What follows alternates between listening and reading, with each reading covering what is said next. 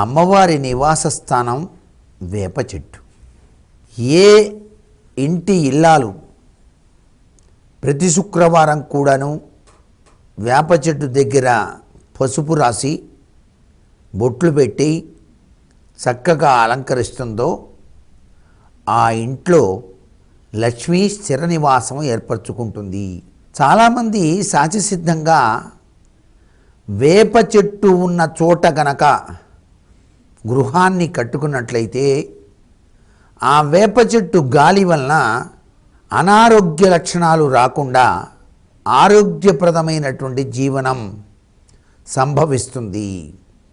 ఆ వేప చెట్టును దేవతా స్వరూపిణిగా భావన చేస్తూ గనక ప్రదక్షిణాలు గనక నిర్వహించినట్లయితే లక్ష్మీ కటాక్ష సిద్ధి కలుగుతుంది అని చెప్పేసి శాస్త్రసమ్మతమైన విశేషాంశం. వేప చెట్టు వివిధ రకాలైనటువంటి రుగ్మతలను తొలగిస్తుంది. చెవుడు రాకుండా కాపాడే శక్తి ఆ వేప కాయలకుంది. పండిన వేపకాయ గుజ్జు గనక నిత్యం గనక ఎవరైతే సేవిస్తారో వారికి చెవుడు అనేది రాదు. ఇది సత్యం, ఆయుర్వేద శాస్త్రంలో చెప్పిన నిగూఢ రహస్యం.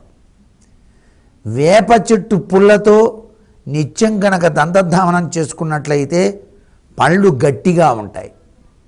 కఫం అనేటువంటిది రాకుండా కాపాడే శక్తి ఉంది. వేప బెరడు నీటిలో వేసుకొని స్నానం చేస్తే చర్మ సంబంధమైన రుగ్మతలు రానేరావు.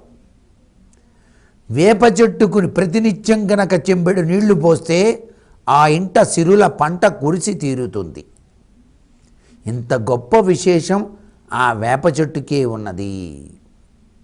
వేప ఆకులు మనకి సహజసిద్ధంగా అమ్మవార్లు అని చెప్పేసి అంటూ ఉంటారు. అంటే శరీరం పైన చిన్న చిన్న పొక్కులు వచ్చినప్పుడు ఆటలమ్మ పోసింది అలా అని చెప్పేసి పిల్లలకి అంటం జరుగుతోంది. అప్పుడు వేప కొమ్మ ఆకులతో గనక శరీరాన్ని గనక ఇలా ఇలా అంటూ ఉన్నట్లయితే త్వరగా నయమైపోతుంది. ఆ తల్లి కరుణ.